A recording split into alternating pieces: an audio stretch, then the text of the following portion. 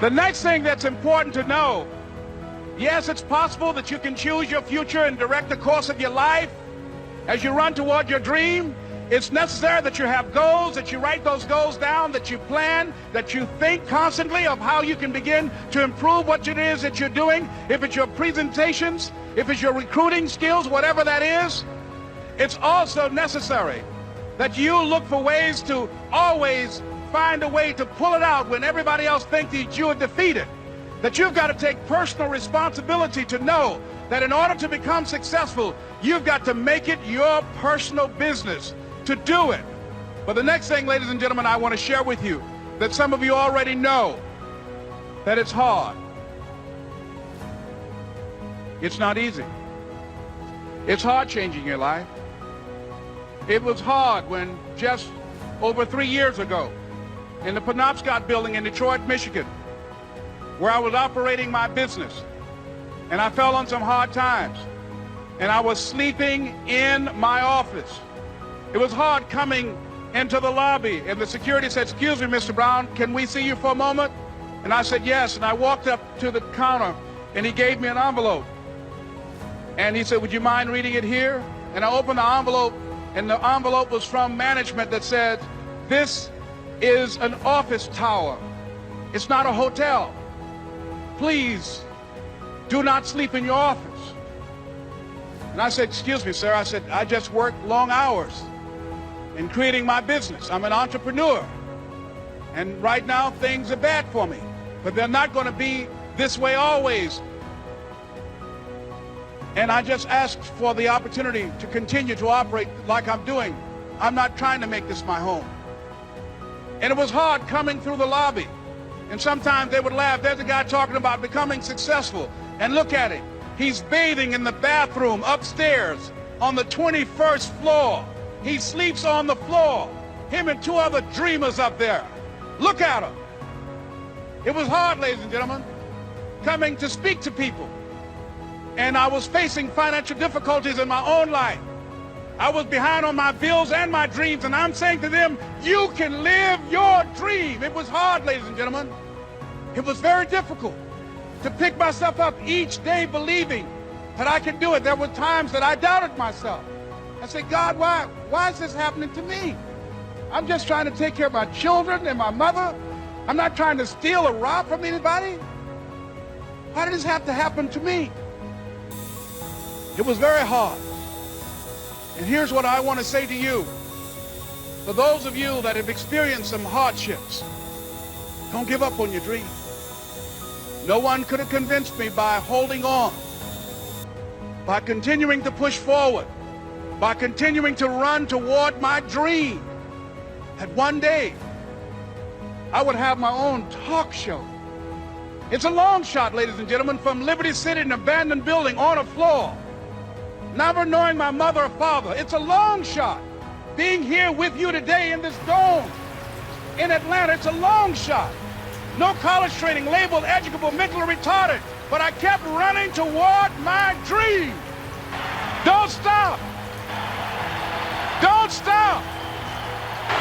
Don't stop running toward your dream. It's very important as you hold on to that dream. There are moments when you're going to doubt yourself. There are rough times that are going to come, but they have not come to stay. They have come to pass. It's very important for you to know that. Don't say, "I'm having a bad day." Say, "I'm having a character building day." It's very important for you to believe that you are the one to make this happen. I remember this high school teacher, Mr. Leroy Washington, at the end of school one June, it was just a few days before we were supposed to leave, and I just got my report card, and it indicated that I'd failed history, and I'd failed English, and I would have to go to summer school. And I was feeling within myself that I was a failure, that I'm slower than most people in getting paperwork, and I was feeling down on myself and very negative. And Mr. Washington was giving a speech to the graduating seniors, and I was in 11th grade. And even though I wasn't supposed to be in there, I went in there because the speech he was giving, that speech was for me. And as he talked, my heart began to beat fast. Tears began to run down my eyes, and I was in the back just listening to him, because he said, and he was a very dramatic man. I still talk to him to this day. He said, as graduating seniors of Booker T. Washington High School, I want you to know that you're blessed and highly favored, and that as you go toward the future, begin to know that you have greatness within you.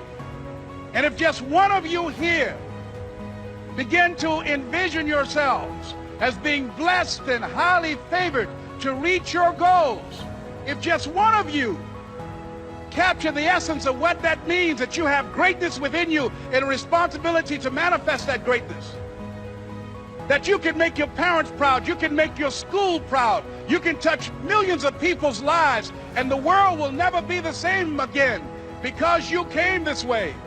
And the students gave him a rousing standing ovation.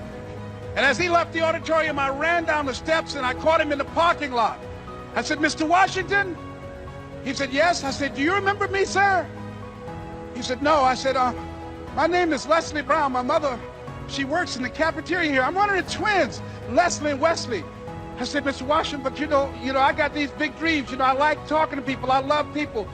I said, I want to work with people, and I got this dream of buying my mama a home. Could I do that, Mr. Washington? He said, it's possible, Mr. Brown. And as he walked away, I called him again. I said, Mr. Washington? He said, what do you want now? I said, I'm the one, sir. I said, I'm the one. You remember me, sir. I'm Miss Mamie Brown's boy. I'm the one. I'm the one.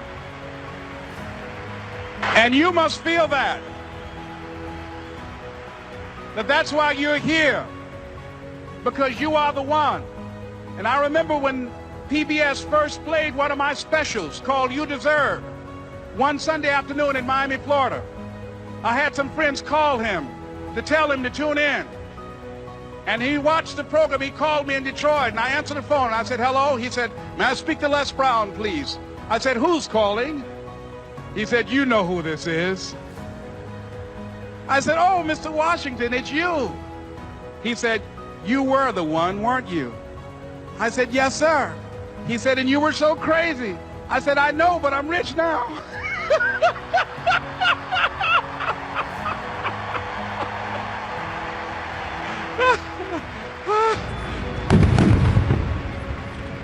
Ladies and gentlemen, it's not going to be easy. It was hard laying on the floor of the Penobscot building, looking out of the window, daydreaming, saying, Les, can you do this? Can you make this happen? I used to listen to tapes day in and day out about See You at the Top, my great friend Zig and Dennis Waitley and different other motivational speakers, and Dr. Norman Vincent Peale. And Dexter saying, don't let nobody steal your dream. I used to ask myself, can I do this? And something said within me, you're the one. You're the one. And let me tell you something, ladies and gentlemen. While you're here, and before you go back home to your respective cities and communities, write down at least 5 reasons on why you deserve your dream, on why you won't give up, what's going to make you unstoppable, why you must be unreasonable, because logical, practical thinking says you can't do it today. But if you want to produce unreasonable results in your life, like living your dream and taking charge of your destiny, you've got to be an unreasonable person. You've got to be an uncommon person. So write down the reasons of why you're here. My first major goal was to buy my mother a home. And let me tell you something, ladies and gentlemen. What will reasons do, Les? Nietzsche said, if you know the why for doing, you can endure almost anyhow. What do you mean by that? If you know why you're doing something, when the hard times come, and they're going to come, when the disappointments and the rejections come, and they're going to come by the truckloads, your reasons will be your rod and staff to comfort you, to pick you up. Once again, I got a saying on one of my tapes: if life knocks you down, try and land on your back, because if you can look up, you can get up. Let your reasons get you back up.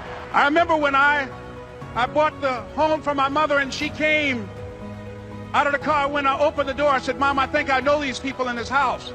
That was my first major goal. And then I couldn't conceal it anymore. I said, Mom, I got this for you. And as she went from room to room, looking at the house and saying, thank you, Jesus. Thank you, Lord. No one ever could have convinced me that this could have happened to me.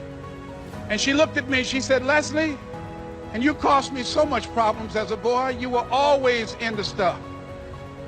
She said, no one could have convinced me that day when I walked in that house and this lady was holding you and your brother. And she said, ma'am, I want you to promise me 2 things. And she said, what is it? She says, 1, promise me that you won't separate them. She said, I want them raised together. I want them to know each other. I got pregnant while my husband was away in the war, and I can't keep them. Promise me that you won't separate them. She said, I promise I won't. I've never had children. I promise I won't separate them. And she said, promise me that you'll never tell them about who I am, because if my husband ever found out, he would kill me. She said, I promise. And she said that she gave them to us, and she kind of cried, and she was walking out the door, and she looked at my adopted mother. She said, remember, don't you separate them. She said, I swear to God, I won't separate them. I'll keep them together. And she said, as I held y'all in my arms, I never had any children of my own. I didn't know how I was going to do it, but I knew with the help of God, I would do it. And ladies and gentlemen, my mother had a dream of having children and raising us. She didn't know how she's going to do it. You're going to be just like that. And some of you are already there. Well, you don't know how you're going to make this happen, but you just feel within yourself some way, somehow, with the help of God, I'm going to make it happen. Repeat after me, please. No matter how bad it is, or how bad it gets, I'm going to make it. I'm going to make it. Shake somebody's hand on your right and left and say, you got the right stuff.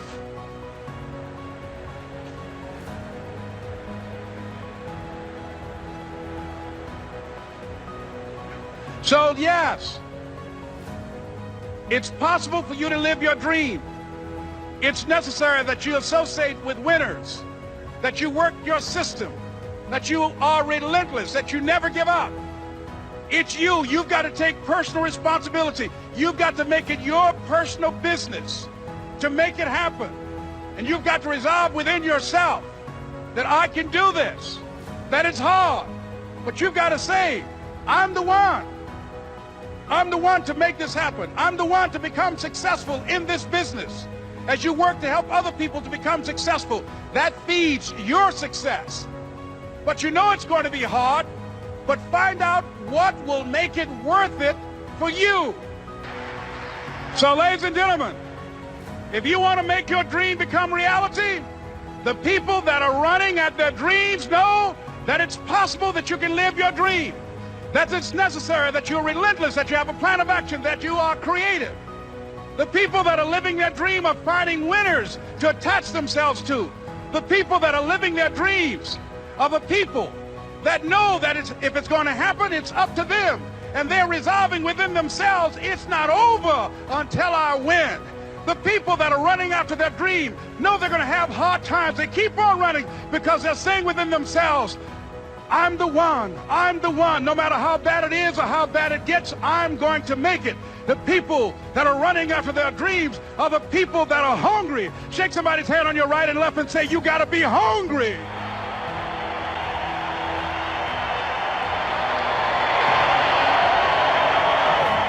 And as you run toward your dream, I want to dedicate this to you that I love very much. I want to thank Dexter and all of you. It's something that I'm known by. It's on our tapes called Choosing Your Future, and it says simply this, that if you want a thing bad enough to go out and fight for it, to work day and night for it, to give up your time, your peace, and your sleep for it, if all that you dream and scheme is about it, and life seems useless and worthless without it, and if you gladly sweat for it and fret for it and plan for it and lose all your terror of the opposition for it, and if you simply go after that thing that you want with all of your capacity, strength and sagacity, faith, hope and confidence, and stern pertinacity, if neither cold poverty, famish or gulf, sickness or pain or body and brain can keep you away from the thing that you want, if dogged and grim you besiege and beset it, with the help of God you'll get it.